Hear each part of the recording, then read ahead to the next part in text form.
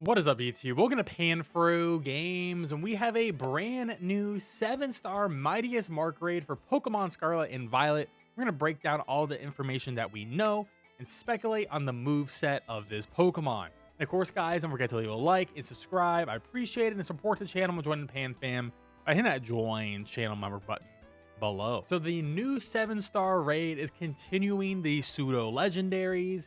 The last one was Franitar, and the new one is gonna be Flying Terra type Salamence. Now, Salamence is normally a dragon and flying type Pokemon, so flying type moves are gonna be getting the stab boost and the Terra boost. So it's gonna be very important that you can resist flying type damage in order to deal with this Pokemon.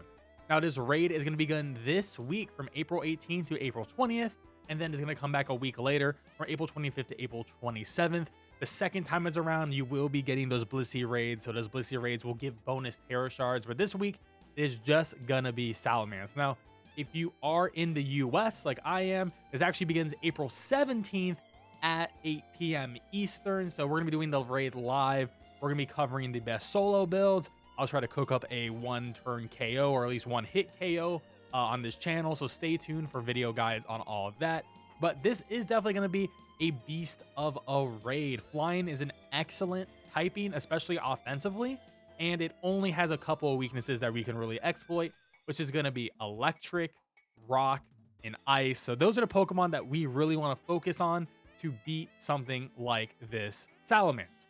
Now, looking at Salamence, we know its stat total is 600. This thing is an absolute beast. It has a phenomenal physical attack, 135, but that special attack stat is actually still good, 110. So I do think there's a solid chance at some point, maybe on turn 0, it can just drop a Draco Meteor on us and, you know, remove its debuffs and things like that. But it can definitely be a mixed attacker in general. It also has great speed of 100 speed, and its bulk is probably the worst part about it. 80 defense, does 80 special defense, but still relatively decent bulk overall. But this means both physical attackers and special attackers are going to be equally viable here. So we're going to have a lot of different Pokemon that we could potentially build to defeat this Salamence. Now, most 7-star raids usually have their hidden ability, but if you've noticed, these pseudo legendaries like Dragonite and Tranitar only had their original ability. So this Salamence, if it's following the pattern here, it's going to have Intimidate, which means it's actually not going to be that bad overall. Moxie, as we saw with Quaquaval, was a detriment. It was a big problem. So hopefully it is Intimidate, but that means physical attackers will be starting the raid off at -1. Unless you have like a Pokemon that has Defiant, then, you know, -1 boost, you get that +2 attack, so you end up being at +1 overall. So special attackers will have a little bit of a buff here, but, you know, considering this, Salamence is mostly a physical attacker as well. If you have Intimidate support partners, especially for solo play, that's going to be really helpful for you. So maybe this raid won't be as hard as we think it is, but once again, it is a pseudo legendary, which means it's going to have a lot of moves. So looking at its moves learned by level up, Dual Wing Beak is absolutely going to be the move for its flying type damage. It does learn Fly on evolution, but I don't think raid bosses can use the move Fly because I don't think they can just leave the battlefield and just not be hittable. I just don't think that's how the raid mechanics work. So Dual Wing Beak is probably what's going to have 90% accuracy, but it hits twice, so it could crit you twice, which is a problem. Also, the move animation will take a little bit longer, so it will be killing the timer a little bit faster than just single target moves. But some other moves it learns, it's gonna have a dragon type move for sure, right? I do think Dragon Claw is the dragon physical move it will be having. I also do think Draco Meteor will be on this move set as well. It learns some other great moves, like Crunch is a good coverage move in general for it. Flamethrower is another decent coverage move, especially like if you have a steel type or something like that for this raid, or you bring in an ice type, it can deal with both of those types really good with Flamethrower, so keep that in mind as well. And this Pokemon also learns some excellent coverage moves because it just happens to learn everything else. And not just coverage moves, we're going to have to worry about Dragon Dance, which will increase its physical attack and speed by 1. And I do think it's going to have Dragon Dance. I think that's a guarantee lock in that is having Dragon Dance. Tranitar had Dragon Dance, not even Dragon type. So I think we're looking at something like that here.